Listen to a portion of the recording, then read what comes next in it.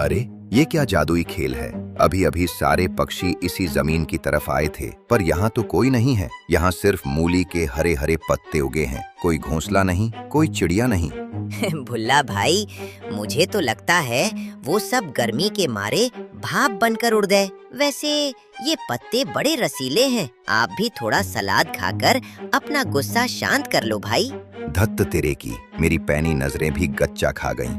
यहाँ कोई नहीं है, चलो वापस ये रहे हमारी आज की वीडियो के प्यारे सब्सक्राइबर्स और फॉलोअर्स के नाम।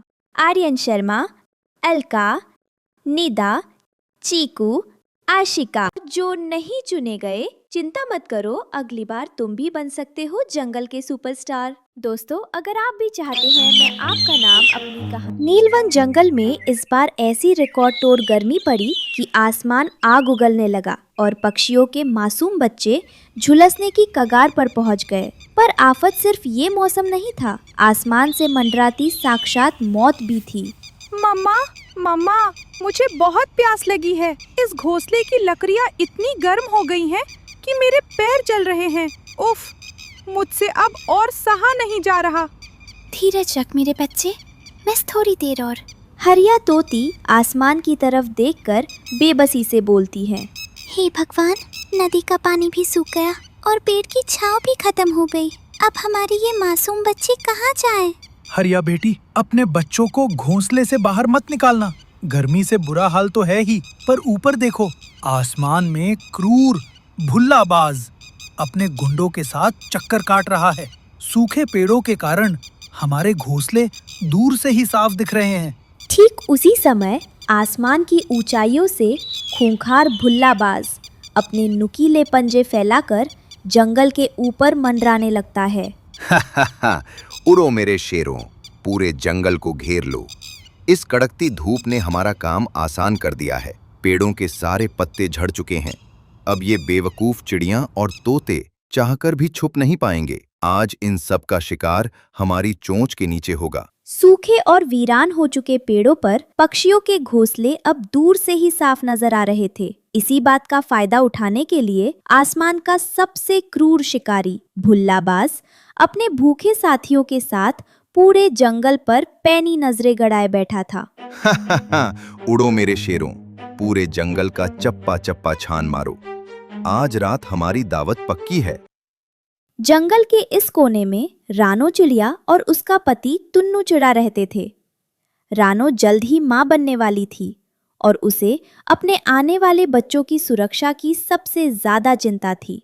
जब उसने देखा कि पारंपरिक पेड़ अब सुरक्षित नहीं रहे, तो उसने एक बड़ा फैसला लिया। टुन्नू जी, जरा इस घोंसले को छूकर देखिए, ये आग की तरह दहक रहा है। इस माहौल में हमारे बच्चे अंडे से बाहर आते ही दम तोड़ देंगे। और ऊपर देखिए, भुल्लाबाज की नजरें सीधे हमारे पेड़ पर हैं। हमें ये पेड़ छोड़ना होगा। लेकिन रानो, अगर हम पेड़ छोड़ देंगे तो रहेंगे कहाँ? हम पक्षी हैं, हमारा आशियाना तो हमेशा ऊंची डालियों पर ही होता है। नहीं टुन्नू जी, जो लकीर का फकीर बना रहता है, मुसीबत उसे कुचल देती है। जब आफत आसमान से आ रही हो तो हमें जमीन से जुड़ना होगा। नदी के पास की वो जमीन देखो, वहाँ मिट्टी में नमी है और ठंडक भी। हम वहाँ चलेंगे और मूली की खेती करेंगे। मूली की खेती? पर हम चिड़िया खेती कैसे करेंगे? आपकी ताकत और मेरी सूझबूझ मिलकर सब कर सकती है। चलिए, अपने बच्चों के लिए हमें ये रिस्क लेना ही होगा। पेड़ों का मोह छोड़ जमीन पर खेती करने के लिए रानो और टुन्नू को एक मजबूत औजार की जरूरत थी। इसके लिए टुन्नू चिड़ा और रानो सीधे जंगल के सबसे पुराने और माहिर कारीगर विक्रम कटफोड़वे के पास पहुंचता है, जो अपनी चोंच से लकड़ी की नक्काशी का काम करता था। विक्रम दादा, प्रणाम। मुझे आपसे बहुत जरूरी काम है। क्या आप मुझे सूखी और मजबूत लकड़ी से एक छोटा सा हल बनाकर दे सकते हैं? अरे टुन्नू बेटा, तुम चिड़े होकर मुझसे हल मांग रहे हो? हल तो इंसान चलाते हैं या बैल। तुम आसमान के राजा हो, तुम्हें मिट्टी खोदने की क्या सूझ रही है? कहीं धूप तो नहीं लग गई सिर पर? नहीं दादा, धूप हमारे सिर पर नहीं, हमारे घोंसले और अंडों पर लग रही है। ऊपर आसमान में भुल्लाबाज मंडरा रहा है और पेड़ के सारे पत्ते सूख चुके हैं।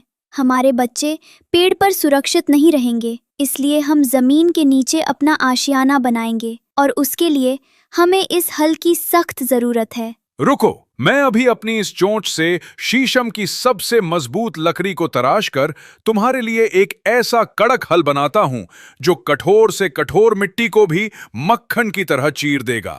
विक्रम कठफोड़वा तुरंत काम पर जुट जाता है और कुछ ही देर में अपनी चोंच की मार से एक सुंदर और पक्का लकड़ी का छोटा हल तैयार कर देता है। टुन्नू उस हल को गर्व से अपने मजबूत कंधों पर रख लेता है। अरे गोरी, जरा नीचे तो देखो, इन दोनों मियाँ बीवी का दिमाग पूरी तरह सठिया गया है। पक्षी होकर जमीन पर हल चला रहे हैं। हाँ जी, बिल्कुल सही कहा आपने। पूरे जंगल के समझदार पक्षी आसमान की ठंडी हवा ढूंढ रहे हैं और ये दोनों मिट्टी में मुंह मार रहे हैं। अरे ओ टुन्नू, चिड़िया हो, चिड़िया की तरह उड़ना सीखो। किसान बनकर क्या पूरे जंगल को मूली बांटोगे? कालू भाई, गोरी बहन, हंस लो जितना हंसना है। जब आफत आएगी तब पता चलेगा कि समझदार कौन था और बेवकूफ कौन। दिन बीतते गए और रानो की मेहनत रंग लाई। जमीन के नीचे विशालकाय, मोटी और लंबी सफेद मूलियां उगाई। लेकिन कहानी में नया मोड़ तब आया जब रानो ने उन मूलियों को खाने के लिए बाहर नहीं निकाला। उसने एक अलग ही मास्टर प्लान तैयार किया था। टुन्नू जी, हमारी फसल तैयार है। अब हमें इस सबसे बड़ी मूली को बाहर से तोड़े बिना मूली के अंदर ही अंदर इसे बीज से खोखला करना है। टुन्नू ने अपनी मजबूत चोंच से काम शुरू किया। देखते ही देखते दोनों ने मिलकर जमीन के नीचे उगी बहुत सारी विशाल सफेद मूलियों को बीज से खोखला किया और उन्हें सुरंगों की तरह आपस में जोड़कर एक खूबसूरत और पक्का मूली का महल तैयार कर लिया। अरे वाह रानो, ये तो कमाल हो गया। मूली के अंदर पानी और प्राकृतिक नमी होने के कारण यहाँ की हवा एकदम ठंडी है, जैसे इंसानों का कोई एसी चल रहा हो। और सबसे अच्छी बात जानते हैं क्या है टुन्नू जी? इस घर के ऊपर मूली के बड़े बड़े हरे पत्ते फैले हुए हैं। बाहर से देखने पर भुल्लाबाज को सिर्फ एक साधारण खेत दिखेगा। हमारा ये ठंडा किला आसमान की नजरों से 100% छिपा रहेगा। दोपहर के ठीक 2 बज रहे थे। सूरज अपनी पूरी ताकत से आग उगल रहा था और लू अपनी चरम पर थी। तभी अचानक आसमान में एक डरावनी हुंकार गूंजी। भुल्लाबाज अपनी शातिर साथियों के साथ भूखे भेड़ियों की तरह पक्षियों पर झपट पड़ा। हमला! मेरे शेरों, झपट पड़ो। इन सूख चुके पेड़ों से एक एक चिड़िया और तोते को घसीट कर बाहर निकालो।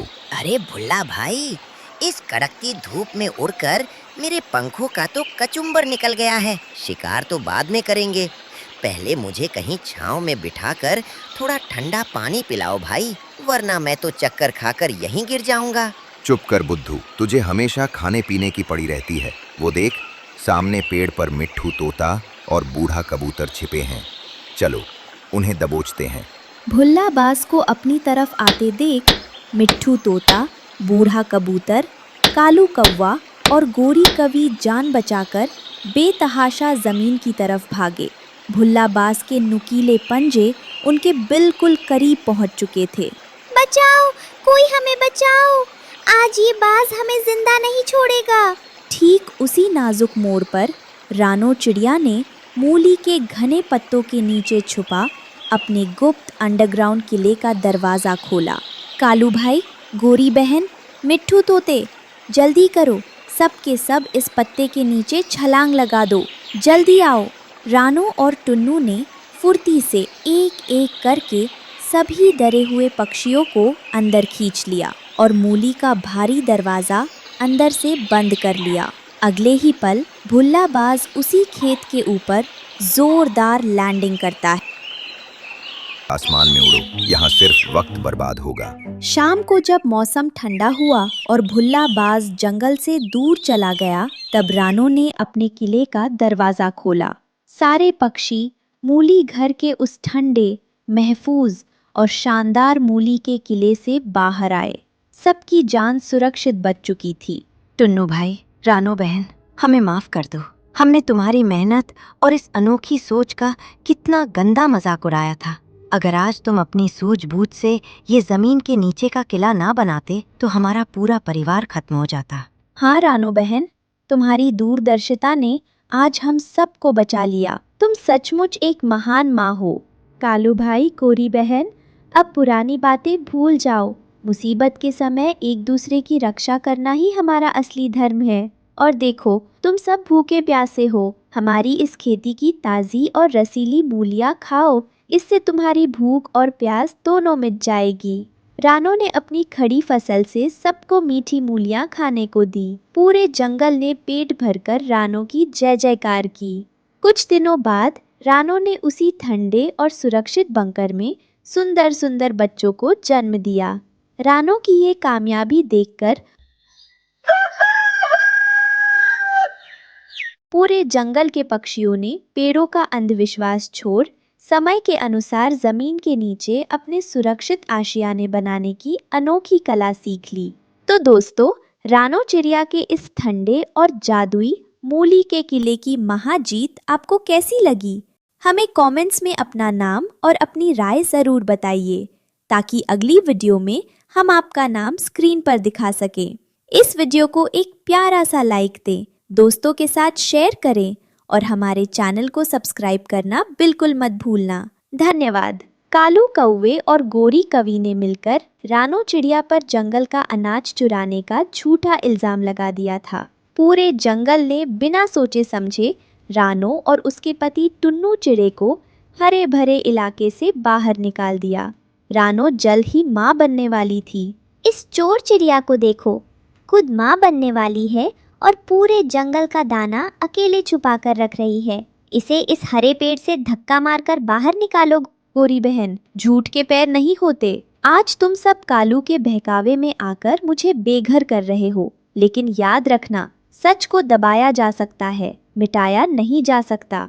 रानो और टुन्नू अपमान का घूंट पीकर काली पहाड़ी की सूखी गुफा में आ जाते हैं।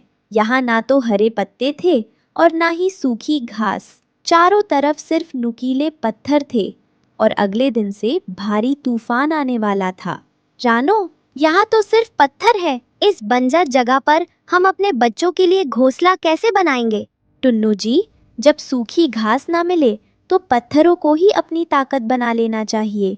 हम नदी के किनारे की गीली चिकनी मिट्टी और बारीक कंकरों को मिलाकर गुफा के कोने में एक पक्का मिट्टी का किला बनाएंगे।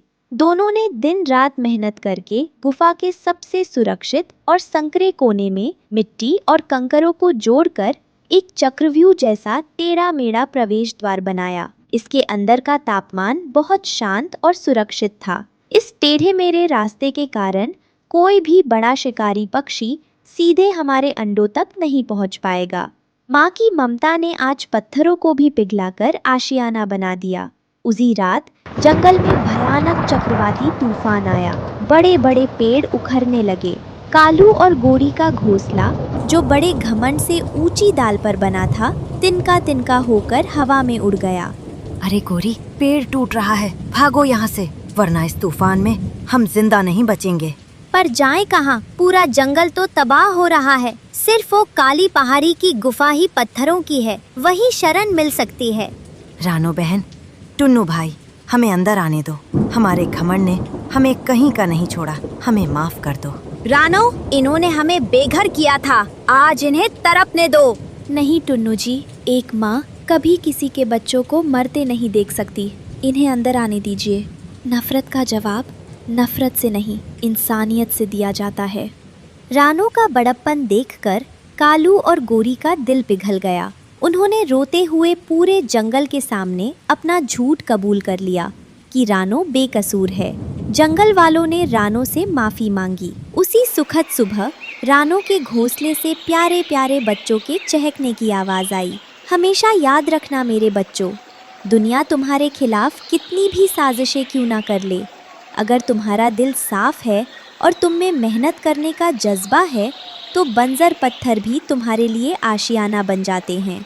तो प्यारे दोस्तों, रानो चिड़िया की इस सच्ची ममता की महाजीत के लिए वीडियो को एक बड़ा सा लाइक दें, शेयर करें और चैनल को सब्सक्राइब करना बिल्कुल मत भूलना। धन्यवाद। अरे भाई वाह, जान है तो जहान है, लेना है तो लो, वरना गंजे होकर घूमो। मिट्ठू भाई, कालू कब से डॉक्टर बन गया? मुझे तो दाल में कुछ काला लग रहा है। पर रानू बहन, वो पानी पीकर लोग 5 मिनट के लिए तो ठीक महसूस कर रहे हैं। वो सिर्फ दिखावा है, असली बीमारी तो अंदर है। जी, ये नीला रंग कम पड़ रहा है। कल के लिए पानी कहाँ से लाएंगे? अरे भाग्यवान, नाले का पानी है।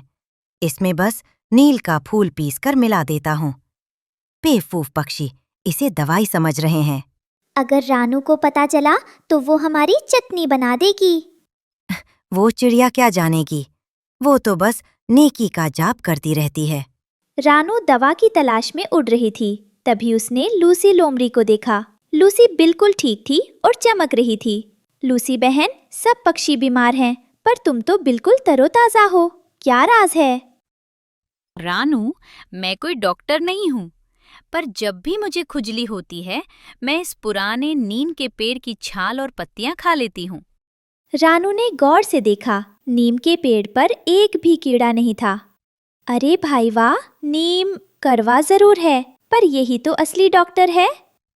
हाँ रानू, कुदरत ने दवा हमारे सामने रखी है, बस हम लालच के चक्कर में उसे देख नहीं पाते। रानू ने नीम की पत्तियों को कूटकर उसका रस निकाला और उसमें थोड़ी हल्दी मिलाई। ले गुड़िया, इसे पी ले। मम्मा, ये बहुत कड़वा है। छी!